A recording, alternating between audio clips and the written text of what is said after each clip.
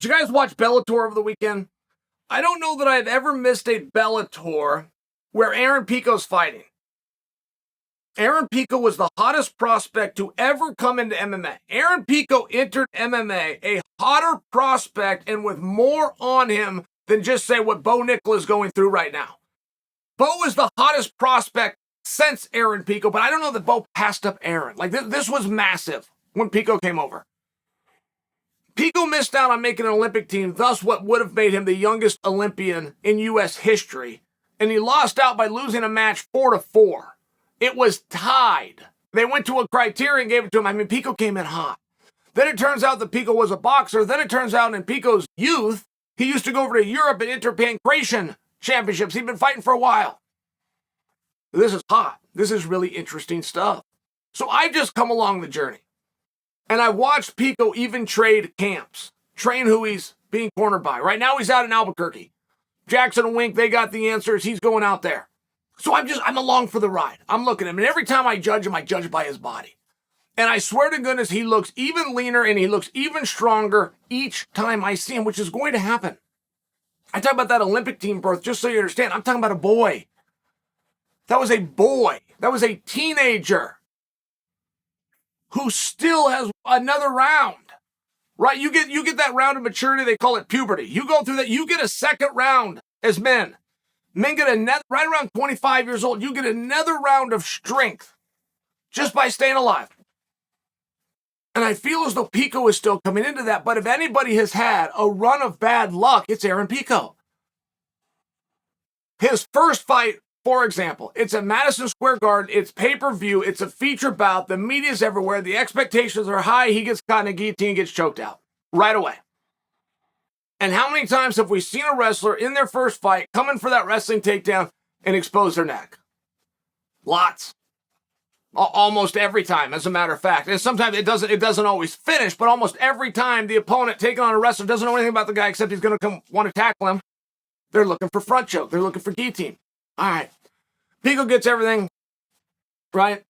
Wheels get put back on the bus. We're headed down Main Street. He gets caught with a flying knee in a fight that he was dominating. Like, these things just kept happening. Well, let me add to it. Let me fast forward all these years and bring you to this weekend's fight. Pico's out there. He's dominating. He's in control. Is that for me, sweetheart? Can I have? Thank you, baby. Let me see what it is. No, oh, my God. It's dark. It's beautiful. Thank you. My daughter was nice enough. She just drew me a picture over here. She's playing hooky from school. I couldn't find the school. I was taking her to school day. We couldn't find the school. Kept driving around. I couldn't find it. So we ended up at Starbucks, and now she's here with me, and she's drawing pictures. Give me a moment. So Pico's out there fighting over the weekend. And he's in control. Wouldn't you know? He's crossed the cage. He's found his opponent. He's got his opponent up against his own side's cage, locks him up and picks him, and something happens. And now we don't know as a viewer, but Pico looks to his corner with like fear on his face and is trying to tell them something, and he's tapping his own shoulder. So now you've got Big Jon trying to piece this together for us, the audience. Like, Big John's trying to let us know, okay, something's up with Pico. Then Pico reaches up and he's grabbed his own shoulder and he's pulling it. He's fighting a man. Don't forget this, guys. He's clenched up. He's fighting a man. He's taking his free hand, grabbing his own shoulder, and he's trying to pop the darn thing. He's trying to pull it. So Big Jon is breaking this down, saying, okay, guys, I think he's dislocated his shoulder. He has something. He's not doing anything right now. He's attacking himself, and he's told his corner something. All right. So the break comes. Now, Pico gets taken down. Guy puts the legs at. Pico's getting ridden. Pico almost gets TKO'd. He gets back up to his feet. I mean, he looked like a one-armed man in an ass-whipping contest. And I'm not taking away from his opponent. I'm telling you what we observed. Those things happen. Aaron said something's wrong. Aaron tried to grab his own shoulder and do something. Aaron got taken down. Aaron got the legs put in. Aaron almost got finished. The bell rings. They go to their corner. Well, now, right, the cameras stay on him. We, the viewer, are being brought in on this. And Big John's doing his best to tell us what's happening, but Big Jon doesn't know yet. He's speculating. So Aaron sits down and Brandon Gibson is his corner man. And he's telling Brandon, get my shoulder back in. My shoulder's out of place. So Brandon goes right to work. God bless him. I mean, I don't know anything about a shoulder. You guys want to know what I know about a shoulder that's out? There was a movie in the 80s called Lethal Weapon. And Mel Gibson's character, he was a police officer whose shoulder would get dislocated. And when it would, he'd make a face like he was in pain, and then he'd go run his shoulder into a wall, and it would go back in place. That's all I know about dislocated shoulder. So apparently, based on that movie, which I was 11 years old, when I saw it, apparently you could put a shoulder back in. And now I'm seeing Brandon Gibson in the corner trying to do just that. So Gibson's grabbing it, and Gibson's yanking it this way, and then he's grabbing it by the elbow, and he's trying to pull it over his head. He's doing everything that he can do, but Gibson doesn't know how to set his shoulder. I love that Gibson tried to do this. I know that his guy, Pico, said, grab my arm and pull it this way. Grab my arm. I'll take that, baby. Thank you, honey. That's beautiful. And what is it, for I can tell the crowd? What is it? It's a rainbow. It's a beautiful rainbow. Thank you, Gordon.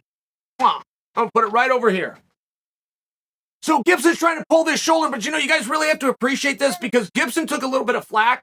People were coming out on him on something we called the internet. Gibson was doing the best that he could. Imagine being in his shoes. He knows something wrong with his fighter, so now he's concerned. He wants to get information to his fighter because we got 2 rounds left, and by the way, we're down 1. We got to get them both right. Oh, by the way, I got to set your arm.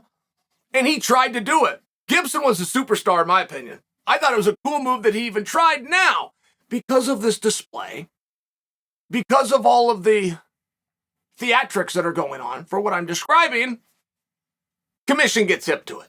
So the commission doctor comes over, and he's going to want to talk to him. Now, the commission doctor did something very simple, which is he told Aaron, okay, your arm's okay? Yeah, my arm's fine, Doc. Yeah, my arm's fine. Doc says, okay, no problem. Just put it up like this for me. Aaron couldn't do it. Aaron got it to about here and said, and then he did it with the good arm. I swear, I'm not making that up. Doctor told him to put the arm up over his head like this. So Aaron tries it, he can't do it. Then he takes the good arm and he goes up over his head. Like the doctor would forget which arm was dislocated. It was beautiful. It was beautiful because it wasn't an act. Like, this wasn't Pico trying to pretend for you guys that he wanted to go on. He really wanted to go on. This wasn't a joke. He tried to get it reset. Then he tried to tell, oh, no, it's just fine. It's just fine. All right. So, and the doc looked like a real gentleman, because the doc kind of put a face on him like, Aaron, come on, man.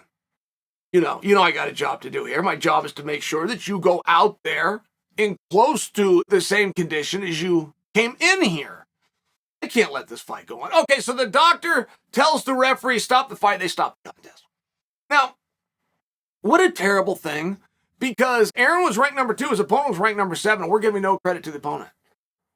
The opponent didn't know his shoulder was out. The opponent was in trouble at times in that fight. The opponent worked through it. The opponent is glitched up. He's got to take down one of the best wrestlers, definitely the best wrestler he's ever done combat with. Oh, by the way, he holds him there. By the way, he puts the hooks in. By the way, he almost finishes him. He doesn't know any of these things. So he went out and did his job, and he went out and did a great job. Now, Pico told Coker told the world at the press conference after the fight, I want a rematch. Coker didn't commit to getting him the rematch, but we at least understood what happened. Big John was right. Aaron was a complete stud. Gibson stepped up and should not be getting anything other than praise.